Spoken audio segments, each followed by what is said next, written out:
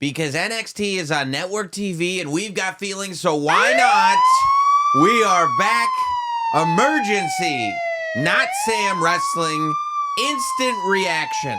Feelings only to NXT's debut on the CW network. And a lot of times I say we've got feelings because I'm talking about us. I'm talking about the Not Samsonites, the Not Sam Wrestling community. We have feelings. But today, I'm not the only one talking to you about feelings. Of course, Megan Morant is here after the premiere of NXT on the CW. How are you, first of all, and how are you with all these feelings? Oh, I'm fantastic. You know I love NXT. One of my favorite brands. Love is a great feeling. It is. And how could you not love what we saw tonight? Well, I think so. A few things. My instant reactions to the show were, I loved that it was so centric on what the show has been. Meaning they didn't scrap everything and go, for those of you just tuning in, this is so-and-so and he's so-and-so. They found really good ways to put together video packages. Vic Joseph and Booker T did a great job on commentary to bring people up to speed, because hopefully there are new eyes on the product, right? Yeah. But without going, we're going to insult the people that have been watching the whole time. There was also enough of an influence from the main roster and that star power without it being overwhelming to the point where you're like, look, these main CM Punk and Bianca and Jade and Miz and people like that are here to support this roster, but ultimately the star power that's going to draw you back to the CW every week is the star power that exists on the NXT roster. So the fact that they did,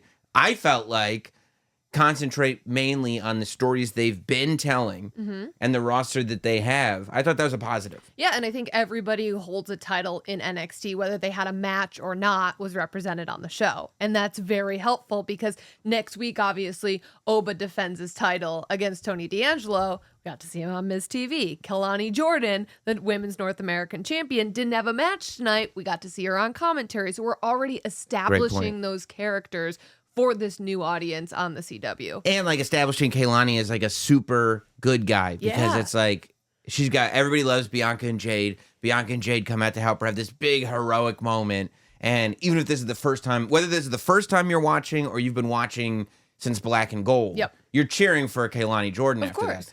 They could have done it we'll just run a package promoting, you know, next week's match between Oba and Tony. But we got to see them. We got to see Kalani. We got to see all of the champions in NXT. And I think that that's also important because Oba is such a spectacle. Yeah. That the idea of, it's almost and I'm this might be hyperbole. I hate to put too much pressure on the poor guy, but he can handle it. I figure he can. Yeah. Because it's going to be me and you. They can't fight for you. Oh, when he started saying that. Your impressions are on another level. I mean, between Carlito and Oba Femi, they get better and better. I appreciate that. I mean, when he... Okay, look. Let's start. We'll get there. Because I loved... Oba had this other level of aggression that got me so excited. I was going to say when it comes to people... We're 3 minutes in, you're already doing the Oba voice. This is going to be a good one. I don't think I've ever done the Oba voice. But I'm trying to get the Oba quads. That's what I'm working on. That's it. I need more calories. But also the representation of Lexis King, who I want to talk about. We'll talk about it in a minute. We'll get there. Okay, let's talk about this show. So the show starts. There was buzz all over the internet. They said this is the new NXT logo. I said, there's a new logo. I hope it's true. A lot of times, and you may not know this, Megan, the internet can be false at times. It can? It can. I didn't know. I thought everything on the internet was true. A lot of times false. And that's something that you'll get there. All right. You'll get there, but it's easy to get tricked. But it was not false. It was true. We start NXT with a new logo. I think we're calling this we've had NXT Black and Gold, NXT 2.0, this sort of interim period, I want to say, between 2.0 and I think we're in Black and Platinum now. NXT Black and Platinum. When I first saw the new logo and the new titles unveiled. Yes. There was a tiny part of me that was a little sad because I did love the colors. Colors are fun. Of the old titles, right? I loved it. Had a little rainbow splash. And if you remember 2.0, I mean, I remember 2.0. There was rainbow all over our Oh, screen. yeah. And I kind of liked how these titles just they grew on me as the brand evolved. So saying goodbye to them was tough, but this new title looks so sharp. And I think that really epitomizes what NXT is right now. These talent have developed and they are sharp, right? Right. Well, Chef Sean is cooking. Yeah. There's one thing Chef Sean does. Yeah, and I think too that even though, because I'm with you, like the color accents, I like it. I wasn't offended by them at all, but they were associated with NXT paint splatter era. What are we even watching 2.0? Which I think they want to say, like, we've graduated from that. And we're putting on a product with some polish on it. And what happens when you polish? You get a platinum. You get a shine. It is shiny. Right? It's and shiny. it's polished. So we get the new logo. We get the new open, with all the wrestlers in it. Stephanie Vicaire made the open, even though we haven't seen her on NXT television yet. We've seen her on NXT television, but only on the Tron. We haven't seen her in an arena. We got a new song. 2 Chainz. Weezy, baby. Lil Wayne and 2 Chainz. I was so excited because I think you and I were two of the most giddy people backstage at WrestleMania so trying exciting. to see Lil Wayne, and we never did. Weezy F baby. We never saw him. No, we didn't see him. But but he was still. We were in his presence. We felt the aura. Yes. The aura. Yeah. So we got the new logo, the new theme, the new open, and so as I'm watching this new open, I go, I wonder who's gonna get the rub ski. Who's gonna be the first person to come out? And I just hear dun dun dun dun. Oh, Sean, and I'm like, yeah, because we don't, because Sean doesn't come out often. No. Shawn Michaels, and it's really interesting that and I think this is what makes him so good. It seems like he wants the concentration to be on the product, not on the fact that Shawn Michaels is presenting the product. He doesn't want you watching NXT because you grew up a Shawn Michaels fan. He wants you watching NXT because of what Shawn Michaels today is doing. But I did love that he came out to the song. I saw the podium in the ring. I said, there's an unveiling. Shawn's just so cool. He doesn't even go like, guys, guess what's under this? He goes, we thought we should have new titles. Whoop. And okay, there they are. Wasted no time. Right. And then when he asks, I got one question for you. I go, oh, that's kind of fun. Sean and Hunter are going to do the same thing for their shows. I thought Sean was going to do the Are You Ready? I thought so too. I said it aloud. I said, "Are you? Wait, wait a second." That's so cool that you said it out loud. I was ready. Yeah. I was ready to answer your question. And then when Triple H comes out, I don't know. Maybe I put too much weight on these things because I'm such a geek. But Sean and Hunter in the ring together. Number one, just the fact that these two guys who I grew up with, they were the shit. They ruled. But they were also so troublesome. You know what I mean? They really were troublemakers. They sent a lot of people to detention. Yes, myself included. Why are you pointing at your crotch? I don't know. They do it on TV. I don't know what it means. But for Sean and Hunter to come out together, I thought, number one, it's just such a cool moment that really puts in perspective, look at what these guys have done. But number two, there was also this interesting, there was never really, I don't think, a handoff. NXT was Triple H's baby. NXT Black and Gold was an era, a moment, an extended moment in wrestling that a lot of us will never forget. A lot of us remember that Black and Gold takeover era when Triple H was given the ball and we got a product that we never thought we would get under a WWE umbrella. So to see Triple H come out and go Triple H got called up. You know what I mean? Triple H ran NXT. Triple H got called up. It's just like when it's oh yeah, Damian Priest is back. I remember when he was in NXT. Oh yeah. Andrade. Oh, I remember when, Kevin Owens and Finn Balor. and Triple H. All of them got called up. So to see Triple H come back after getting called up to the main roster and go like, look at what you did, Sean. You know what I mean? Like, and that to me was what I was feeling, because it's just so remarkable to go from something that was cool and then completely scrapped of an identity. Like, back to school, not square one, square zero. Like, to the point where not only was it stripped of its identity, but then just 1 week on TV, it's like, hey, everyone on the show is new. There were like 12 debuts that first episode. Yes. And it's like, what are we watching? And to see somebody just trust the process, work slowly, and build and build and build to the point where it's like, we're back. And on network television. And on the CW, and we're black and platinum, and it felt so cool. Yeah, I agree with you. And I think you summed it up perfectly there. And, it didn't happen overnight for Sean. He had all of these talent that a lot of them had no experience in a ring. That's a great point. And it was awesome to just see Triple H, this was his baby, NXT. And who better for him to hand it over to? To hand it over to his best friend, and also just to know that guy was in the building to bear witness to NXT is on the CW. And this era of NXT has maintained its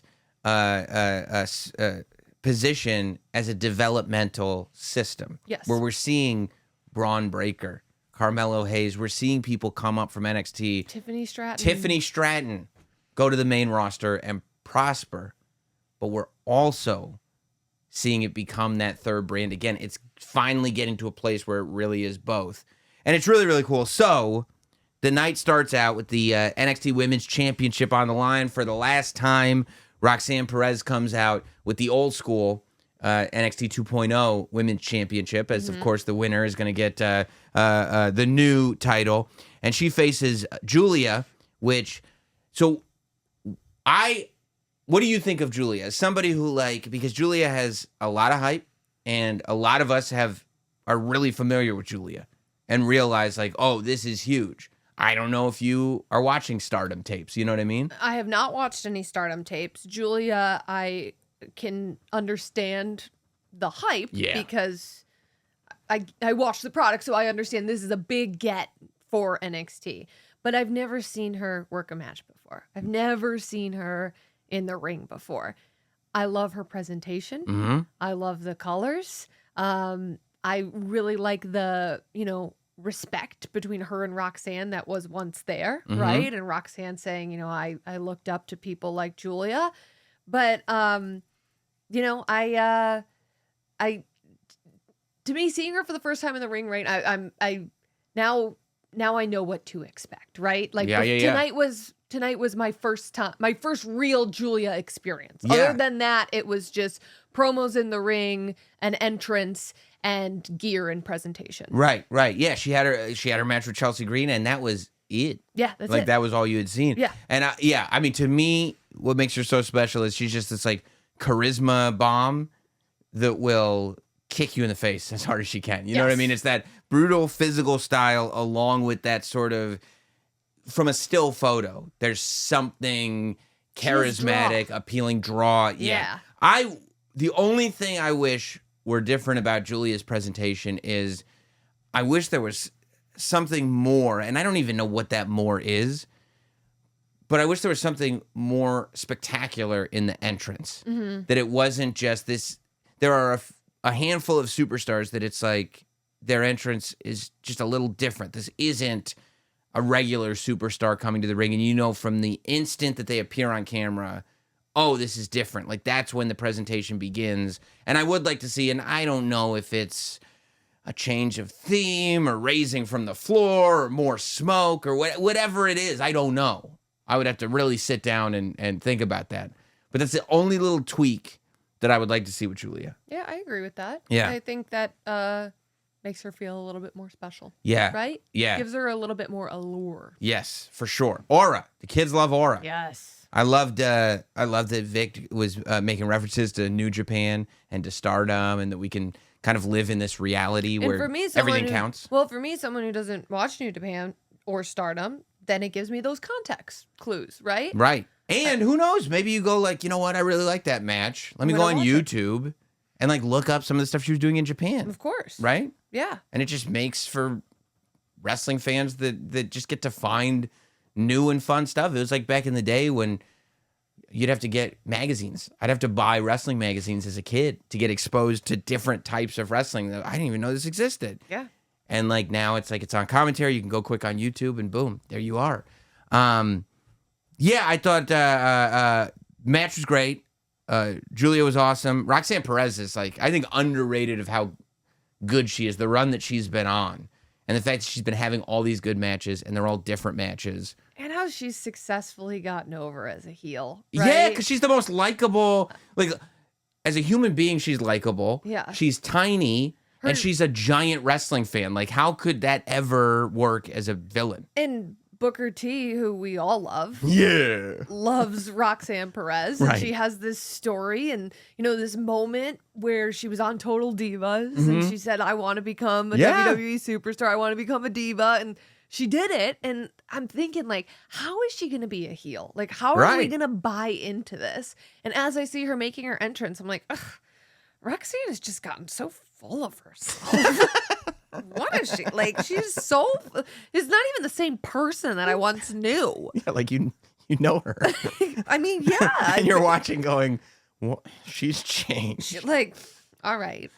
What a mark. But that's how I know it's working. That's to her credit. That it's like, I believe this person. She's gotten over as a heel. Yeah, and that's how you know. Yeah. Yeah, so she's just like nasty to all of the up and comers now too. And you believe it. You believe that she thinks she's better than everybody, and it helps that she's really good. Yeah. So you're like, oh, she is that good, but she believes that she's that good. I don't know if I like that. That's not nice. But the match, of course, the culmination is the hooded figure comes out and attacks Julia while the referee's back is turned, throws Julia back into the ring. Boom! Second pop rocks of the night. And Julia goes down. I got. I don't get got that often. Well, maybe I do. But I got. I 100% thought it was Stephanie Vaquer. We'd seen her on the screen. I got into my little smart podcast guy brain going like, well, of course. They were just setting up for Stephanie Vaquer to make it. And then boom, the hood goes off and I go, Cora Jade. Oh, you tricky little thing. See, now this is where we differ because I believe it was before No Mercy. Yeah. And it was the match between Jada Parker and Roxanne. And there was that promo backstage before. And they both looked at someone off camera. And Jada Parker said, I've heard about you too. And I believe I texted you and said, oh, is that Cora Jade? And you said, no, it's got to be Stephanie. But to me, someone who, joined at 2.0, Cora Jade only made sense. She's been gone for about a year. I've been seeing her Instagram posts. When is Cora Jade coming back? So right away, I was like, it's got to be Cora. She has this history with Roxanne too. And I felt very smart. Probably the second smartest I've ever felt as a wrestling fan. The first was when I predicted Randy Orton against Gunther. So shout out. We're not talking about that. Okay, well, I just had to bring it up. Sometimes it is. There's too much wrestling clutter up here. See, you are the smarter one. I am the, less educated wrestling fan. But you're streamlined. Yeah, there we go. Yeah, you get to logic more easily. And I go, no, there's all these other parts. And you're like, there really aren't. Like, no, there aren't. You said it's going to happen, so it's going to happen. Yeah. Well, I guess it happened. Yeah, but interesting exchange because it wasn't like when Roman came out and helped Cody, but there was still tension there. Like Cora was almost like, "Hey, Roxanne Perez, I like your style. Like I like who you've turned into." Because they were rivals before, friends, then rivals. But that's because Roxanne was a babyface. Mm-hmm. So the idea that not only did it appear that Cora Jade was like, "No, I did that because I'm supporting what you're doing," and then later in the night they do the backstage promo, and Cora's like, "No, I like the person you've become." I know I keep going back to this Stephanie Vaquer thing. You're probably tired of hearing it, but I'm very excited about it. Clearly, I feel like the direction we may be headed in, and this could be massive, is Cora Jade and Roxanne Perez versus Julia and Stephanie Vicaire. I love it. Yes. I love it. Yeah. I mean, it makes sense too, right? Yeah. And like and it really is, that's one of those showcases of like, this is what we've got in NXT. Well, it's interesting because heading into this match, I was kind of thinking, well, what's next for either of these two? What's next for Julia? What's next for Roxanne? You know, I think someone that we've both been fans of that I look at and I'm like, is Lash Legend ever going to get an opportunity? Who's going to be the next person that gets this NXT Women's Championship opportunity? Now, things may switch, right? We have Cora in the mix. We have Stephanie in the mix. We have Julia in the mix. Well, yeah, it's super fun because it's like Julia and Stephanie may be on the same side at the moment, but clearly Julia would be entitled to a rematch. Clearly Stephanie is a contender. Clearly you can't trust this Cora Jade, Roxanne Perez thing. One of them is going to, turn on the other one at some point. Plus, that's just 4 right there. There's a whole roster. Like you said, Lash Legend, there's a whole roster of women that are waiting. And we got the little vignette for a superstar who has wrestled under the name of Delta, I think is what people were. She looks badass. I mean, we just saw her walking. She had the fist, a big muscular forearm, looking like she was coming. I mean, Australian, looking like she was coming through Mad Max. Mel Gibson. It's all connected. Okay. See, maybe. But it did. Okay, so I saw some people on Twitter that were reading deep into it. The road sign that said headed towards NXT, the Delta was, I think it was Delta, was walking down. There was a 27 on it. Then somebody on Twitter was like, Halloween Heaven's on October 27th. Everything counts. Everything counts. I don't know, but everything counts. We saw Fraxium. Ugh. Fraxium is fine. They were preparing they have A-Town Down Under next week in St. Louis. And so they were, of course, playing 2K because how else would you prepare for a tag team? They are a charming duo.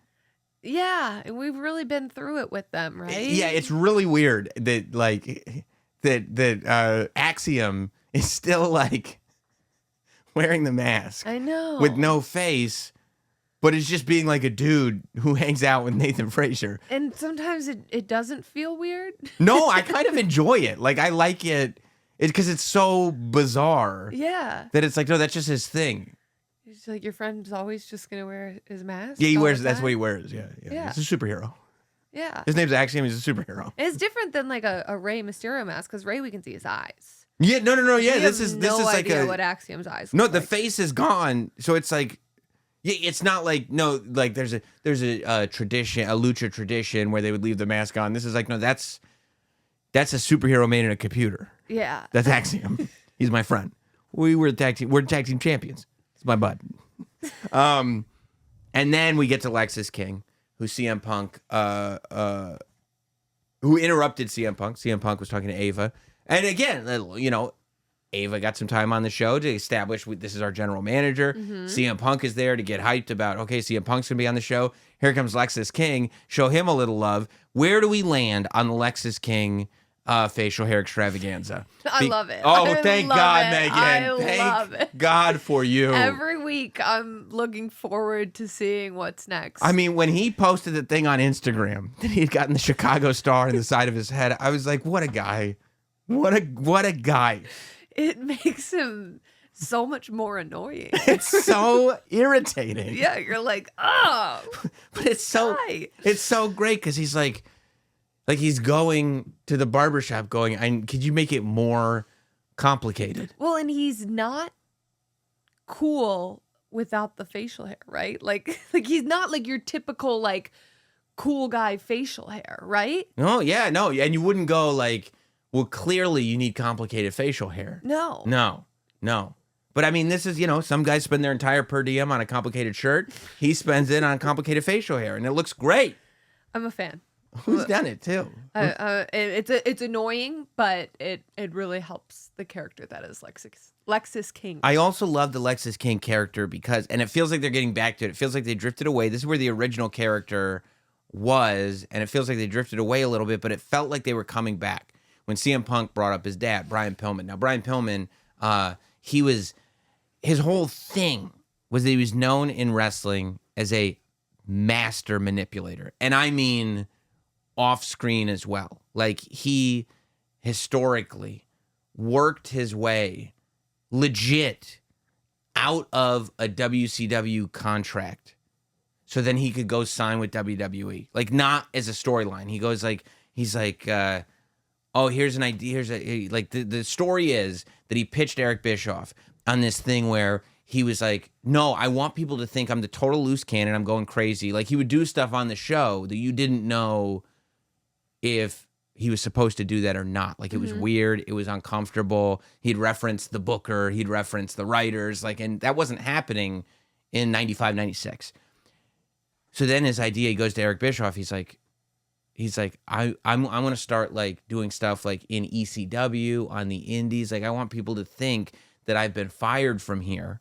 And then I go to like ECW and go like, they fired me. I'm the loose cannon. I'm too crazy. And then I'll come back. And he goes, okay, great. And he goes, yeah, but the dirt sheets know everything. So you really have to release me so they know it's real. And the story is that they were like, okay, fine. Like, that's a good idea. And then you go to ECW, you come back. He's like, yeah, I'm coming right back. You go, okay, cool. And then he signed with WWE because they had released him. Never came back. Right. He signed because he was like, yeah. Well, you released me. Yeah. Right. So that's like, and then so it was like this weird, like, but that's kind of his whole thing, the loose cannon. So that's why CM Punk talking about the respect that he had for Lexis King's dad. But I love this thing of Lexis King being like, I want to be a better person. I don't want to be associated with my dad at all. But really, he's just saying that to be completely manipulative, which is exactly what Brian Pillman would have done. He's just like his dad. Exactly. And I like, too, because hopefully, again, we have this new audience with the CW. It's like, okay, what's this dude with the facial hairs deal? Right. And it's a reset. Get it. That's a great point. It was a reset. Yeah, I don't get it. And then he's with CM Punk, and CM Punk's like, well, look, out of respect for your father, I have to talk to you. So what is it? And instantly, people who have never watched NXT before go, who's his father? Right. Right? And so now we're starting to lay the framework and with doing it in a respectful way, not, restarting and re-airing all the packages about Lexis King. Now people are caught up. But even the idea of like him putting the Chicago Star in his ridiculous head, like him being like really polite and nice, like just baby facing everything, even though he's not a babyface. Yeah. Right? He's being manipulative. It's great. We go to the Chicago Street Fight, which was Zach Wentz and Wesley. Interesting note here, they didn't really make much of Zach Wentz being from TNA. Yeah, I didn't hear TNA wrestler brought up much. At all. If anything, Vic Joseph said on commentary, this isn't about organizations. This isn't about where anybody's from. This is about two brothers who hate each other. Yeah, and on USA, it was TNA wrestler against WWE superstar. Which was just interesting. Maybe that partnership's evolved. Maybe they're doing something else. Maybe they're taking a pause on it. Who knows? But I thought it was a great street fight. Interesting use of plywood. Two things, though, that were abundantly clear. That fans, like, you guys, we have to play our part. Like, fans have a responsibility going to shows. Number one, if you are going to a professional wrestling television taping, stop cursing. Just stop doing it. Yes, it makes please. the rest of it's selfish. It makes the rest of us watch on mute, and we don't like that. Okay, so just stop cursing. And the other thing is, and this has gotten on my nerves for so long. Any of these street fights, any of these no holds barred, anything, the minute they start, we want tables. They'll get to the tables. Let them get to the tables when they get to the table. It's so disrespectful to the performers. Maybe they want to use a chair. Maybe they want to use a chain. Maybe they want to do a couple of catch can grappling. I don't know. But let them get to the tables when they're going to get. I promise we'll get tables. We know. They know that we want tables. You don't have to keep saying it. Every time they go, no disqualifications. Oh, we want tables. They know. We want tables. You don't have to start the match. Let them build to the table. At what time during the match is it appropriate to begin the "We Want Tables" chant? Maybe when they're clearing off the announce table. Then you can start. Okay. It's like, you know what chanting "We Want Tables" at the beginning of a hardcore match is like? It's like when you get a gift from somebody, right? And they go, oh, you're going to love this. And you hold it and you guess what it is. And you go, oh, is this the book I asked for? And they go, yeah. Yeah. I mean, you can open it if you want, but yeah, I was hoping you'd open it, you'd have a surprise face, it'd be great. Like it's the book, but go ahead and open it now. That's why I wrapped the gift. Yeah, I'll open it if you want, whatever. Like you can open it later. Like don't say, even if you guess what it is, pretend to be surprised because you're a human being with manners. I hear you on the timing of the "We Want Tables" chant. But I think people who are going to their first ever wrestling show want to be a part of the tradition that is chanting "We Want Tables." So I don't want to ruin people's fun. They're ruining my fun. They didn't even let the bell ring. Yeah, I get, that's why I'm asking what time is appropriate. Once they clear off the announce desk, then you can chant. Well, you have to feel it. Listen, we have rules. Watch the product. Watch the product. Let there be a culmination of cook. something. I mean, if they're both still standing, okay, and trading blows back and forth, they're not worn out enough to be laid down on a table. I just don't want one of the Notsam rules to become no chanting "We Want Tables," because then that makes you a hater. If you can't do it in a responsible way, you can't do it. Okay. That's what I tell my kids. It's no dessert, but no, you can't just keep eating Skittles. I don't want to say no Skittles in the house, but if you can't eat Skittles responsibly, then no Skittles in the house. And that makes me the bad guy. I'm telling you, in appropriate amounts, Skittles is fine. Right. But if you can't do it in appropriate amounts, every time I turn around, you're going back in the closet for more Skittles. Good, no Skittles then. And you did that, not me. This whole you can't chant "We Want Tables," you did that, not me. All right, so they're on probation right now from chanting "We Want Big Tables." time probation. You guys got to earn your way back, okay? Anyway, it was a great match. All kinds of great. The plywood spots were interesting because you don't see plywood used in these matches. But I love, it was almost like an indie show when they used doors instead of tables because, in indie feds, it's because doors are a lot less expensive than buying tables from the Home Depot. But there was that one moment where they did set up the table and Zach bounced off of it and landed. That was tough. Those are always tough spots to watch. Yeah, that was tough. I did like seeing the emotion from Zach when he said, I don't want to do this. Yeah. Especially in the beginning, when he threw him into the stairs or whatever, and he was like, ah. Yeah. I thought that was really great. And then an appropriately definitive ending. Mm-hmm. Wrapping the chains around the knees, into the chair. It's like Wesley won this match. We move on from here going, what's next for Wesley? I think he's still a villain. Yeah, I think he's a still different that guy. He's a different guy, and I think that's a really good thing because it's a good change up for Wesley, and it's interesting for that character to be a villain. I don't exactly know where he goes next, but similar to Roxanne, I didn't know. I didn't think we'd ever really see Wesley so hated. But it works. Yeah, good for him. Yes, we get to Miz TV.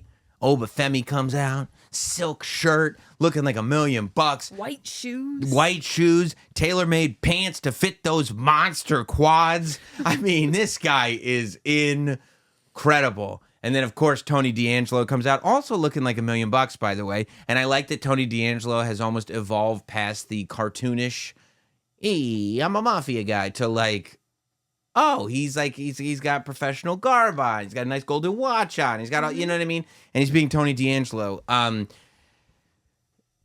Miz, I kind of wish there was a little bit more of a change in the Miz in the sense that we just saw him last night turn on Truth. So I would have liked a little more. I don't know if it was maybe villainy, maybe I don't know, but maybe that would have taken away from Oba and Tony.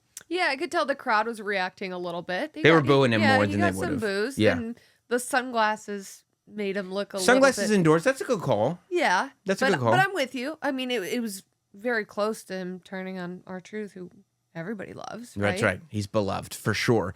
And I mean, and the question is, we're seeing Tony D'Angelo post Rocky III journey.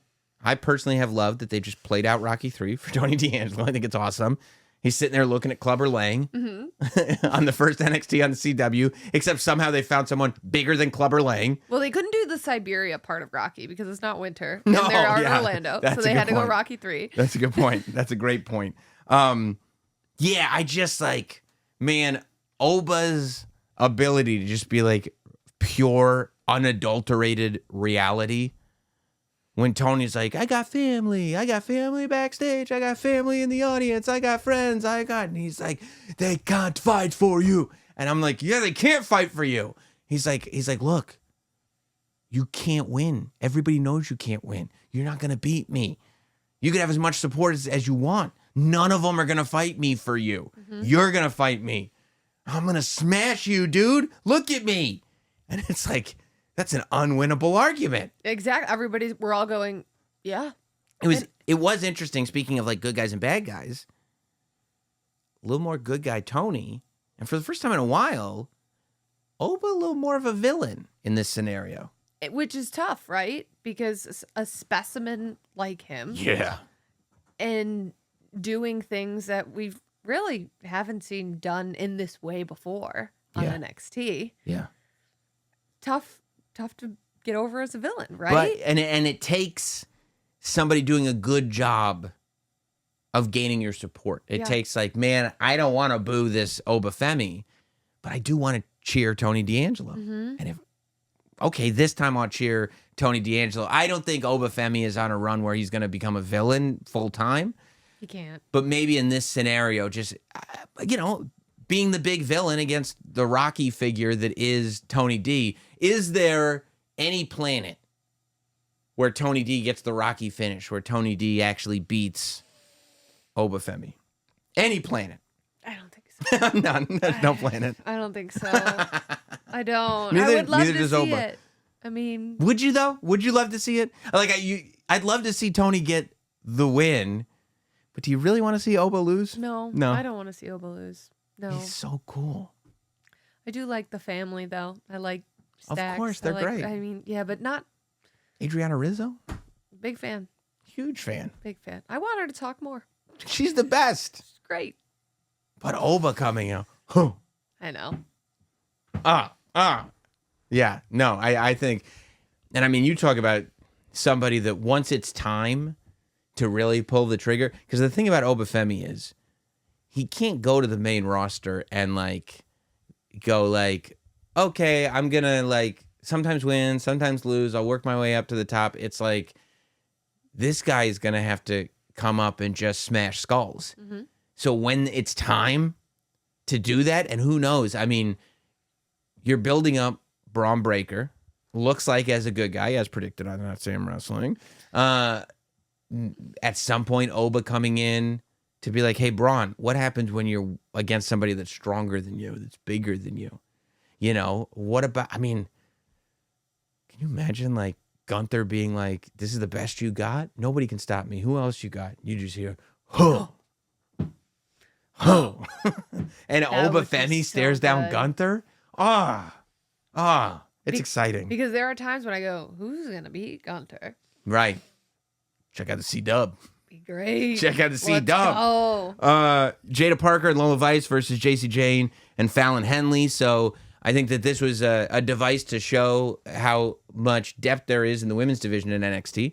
I think ultimately the story here was, going forward, we've got Jada Parker and Lola Vice on separate ends. It seems like Jada Parker is going to be a thorn in the side of Lola Vice. She left Lola Vice and the ring, and there's you talk about a feud that's going to get the younger demo excited. This is it. Jada Parker versus Lola Vice is the type of match where a lot of people are going to go, this is what wrestling is now? This is awesome. Oh, yeah. Yeah. Without it, I mean, they're both so athletic, and I feel like both of them have kind of figured it out recently. I agree. Recently. And have found their stride. Yeah. Yeah. And they figured out it's tough for people like them and a few other people on the NXT roster because, number one, they come in with no experience. But number two, there's nobody really like them. Yeah. So you can't go oh, I'll just be the next this. I'll wrestle like him. I'll wrestle like her. Like, there are a few people that it's like, no. Like, Braun Breaker. Braun Breaker, the best thing he did was have that run with Baron Corbin. Because it's like, you're not Goldberg. And you shouldn't be Goldberg. You're so much more versatile than that guy is. But the fact that he had a year beyond when people thought he would be on the main roster to figure out, like, having long matches, selling, working as a good guy and working as a bad guy, doing comedy stuff, doing intimidating stuff, like doing it all so that when he gets there, he's ready to go. And I feel like Lola Vice and Jada Parker, you're right, have figured out the beginning steps of where they fit in this whole thing. And that there's a spot for them and only for them. It's not somebody else's spot that they're sliding into. It's their spot that didn't exist before and won't exist after. I agree with that. Yeah. And I think they're both right now. I'm so curious to see where this goes too, because heading into this, it's like, oh, I really love what Jada's doing. I think she had a great match at No Mercy. And really, since the beginning of summer, Lola Vice has been on fire. Yeah. And now they're on a team. I'm like, I like them both, right? And you know, Jada's kind of a thorn in Lola's side. Where's this going to go? I don't know, but I'm watching. Yeah. They're going to have a match. It's going to be great. And then, of course, moving on with Fatal Influence, calling out Kaylani Jordan, Bianca Belair, and Jade Cargill, getting the big popski, making a big appearance for NXT, and really, like, I think helping to elevate Kaylani Jordan. It makes sense that they'd be there because as women's tag team champions, those titles would technically be defended on NXT as well. I don't know that they're going to be there for any, like, I don't know that they're the additional two in this story. I feel like they were maybe just there for the moment, and that going forward, Kaylani will still end up with two different people in this, battle that she's headed for with Fatal Influence. But who knows, right? I agree. I think they were there more for the moment. Yeah. Yeah. CW, let's put over the NXT women's division, bring some more stars down. Yeah. And it was a great moment. Yeah. It was a great moment. We get to a great main event. Trick Williams, Tricky versus Ethan Page, all ego. Who, I mean, dude, the summer that Ethan Page has had, it was no time at all ago that Ethan Page just showed up on NXT. I was like, what? Ethan Page is in NXT? Like, I didn't even know he was done with the other spot. And he just shows up in NXT, and then he's the NXT champion, won it in the best way possible, thought we were going to get a repeat in this match. They did the spot where he collapsed onto Trick Williams again at one point, but Trick kicked out this time. CM Punk is the referee. Very interesting in the fact that there were a couple of moments where Punk, like one where he didn't count the count out, one where he picked both guys up and wouldn't count them both down. Yep. And at the very end, when Trick kind of fell into Punk's arms and Punk was involved. I mean, I may be putting the cart before the horse here, but I don't know. I kind of want to see Ethan Page versus CM Punk. I do too, especially after that GTS. And then the GTS at the end of the show. While the confetti's falling? It's embarrassing for all ego. It's not right. I would love to see CM Punk against. I mean, Punk's plate's very full right now. Yeah. But he goes down to NXT quite often. He likes it there. He's a big NXT fan. Yeah. He cares about the youth of tomorrow. Yes. CM Punk is for the children. And people don't know that sometimes, but CM Punk is for the children. I am very excited for Trick Williams that the Whoop That era begin. I mean, it already started, right? Now 2.0. Yeah, Whoop That era 2.0 starts on the CW. Yeah. And I think that it was real smart to go like, hey, let's Trick's had a moment, but let's give him the big moment on the CW premiere to set this off right. Ethan Page eating that go to sleep in the middle of the confetti as it fell down for Trick Williams. No more overrun for NXT. They're on a network now. These syndicates. 10 o'clock, not 10:08. No, not even 10:01, 10 o'clock, and we're out the door. We got our executive producer credits, just like we got on SmackDown. You got to wonder if those will pop up on Raw. That was interesting. And part of me was like, I wonder if Drew McIntyre is going to show up here. I know you talked about that on Notsam, and I wondered the same thing. And then I thought during Monday Night Raw, it was sort of teasing it when Drew McIntyre brought up Roxanne Perez during his promo. I was like, Drew's got to show up. But the only way it would have worked is if Drew showed up, took out CM Punk earlier, and then they had to get a different special referee for the main event that would have, whatever, done something to that story. Because you can't have Drew come out at the end of the night because it takes Trick's moment away. But then if you take Punk out of that match as the referee, then everybody that bought a ticket to the Allstate Arena to watch CM Punk referee the main event is like, I want to see CM Punk. So I guess that's kind of why it was like, no, it doesn't work. Yeah. In this scenario. I mean, I'm sure where there's a will, there's a way, but this made the most sense for NXT, I think. I agree. Yeah. So as we look at, I thought the show overall was a really great show. I thought it was interesting because it didn't really start to feel like, it felt like a pay-per-view. It felt like a premium live event probably up until the Fraxium vignette, I want to say. The Fraxium vignette was when I was like, oh, right, this is a TV episode. And then because it just had such a appropriately big feel to it, and had such an NXT identity about it. I think the ring canvas was much more like a dark gray instead of a bright white like they have on the main roster. I kind of kept forgetting it wasn't a premium live event. Yeah, during the matches, right? Yeah. Yeah, because the matches were all great, and just that arena feel that we're not used to seeing in NXT, which brings me to my point. Next week, they're in St. Louis in a much smaller venue. I think it's like a 1,500-seat venue, or maybe, I don't know. But I think that's going to be a cool, that's where I remember seeing when the Black and Gold brand, when Finn Balor was champion, first started doing road shows. They would play buildings like that would seat 1,000 people. Mm-hmm. And they were really cool shows, really cool shows. I like the intimate setting. Yes, right? Yes. And so I think I'm very much looking forward to seeing what that looks like on TV, because I wouldn't be against the idea of trying to figure out a way where, if you can make it work money-wise, you do NXT in front of 1,000 people in different cities. Again, it's an expensive proposition, so if you can figure out how to make it work money-wise. But I'm very interested to see, because it'll look different next week. And then the week after, I'm assuming it'll be back in Orlando at the Performance Center. Mm-hmm. I'm interested to see how they'll make that look different for this era, and also make it feel like, this is still a big deal. You need to tune in to watch this every week. Well, they have 2 weeks, right? Yeah. 2 weeks away. Yeah. The PC's definitely going to have a new look. Well, right? if they've already been working on it, they kind of had 3 weeks. Yeah. Right? Between all. I would think the PC's going to have a new look. I would imagine so. Yeah. I would imagine so. My hope is that, and I brought this up on Not Sam, but although this is Not Sam, but my hope is that they are able to take the TV specials that they do in between premium live events, like Spring Break-In and all those, and do those in arenas like they did tonight. Yeah, I like that with the travel.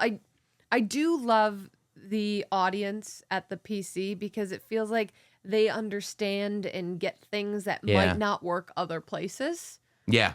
They're so into everything. So into it. Yeah.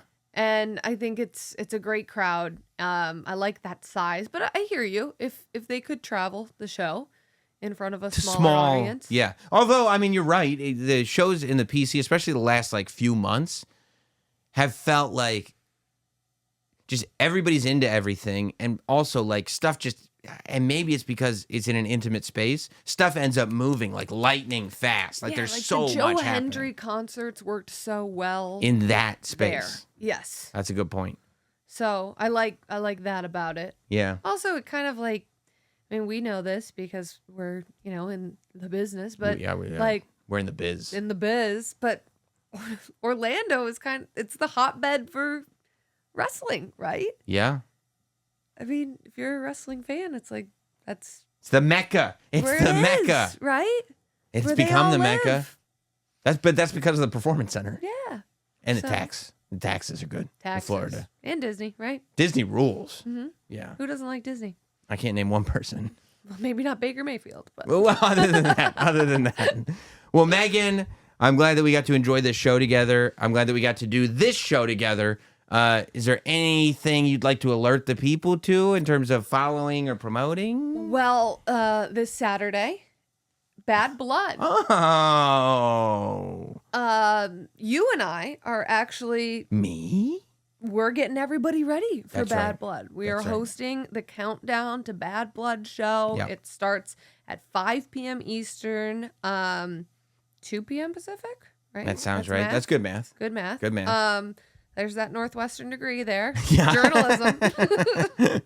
But yeah, we will be on the Countdown show. I'm very excited about that. And Bad Blood is going to be awesome. And maybe, just maybe, we do the countdown show, and then we somehow make our way all the way back to the Notsam studio for a post-Backlash show. I mean, for a post-Bad Blood show, if it's something that people want. I don't know. If we have feelings, we might have to. That's why the siren's here. Megan, it's always a pleasure. Thank you, guys. Don't forget to like, subscribe. If you're listening on Apple, Spotify, whatever, leave a review, leave a rating, and we'll talk soon. See you guys later.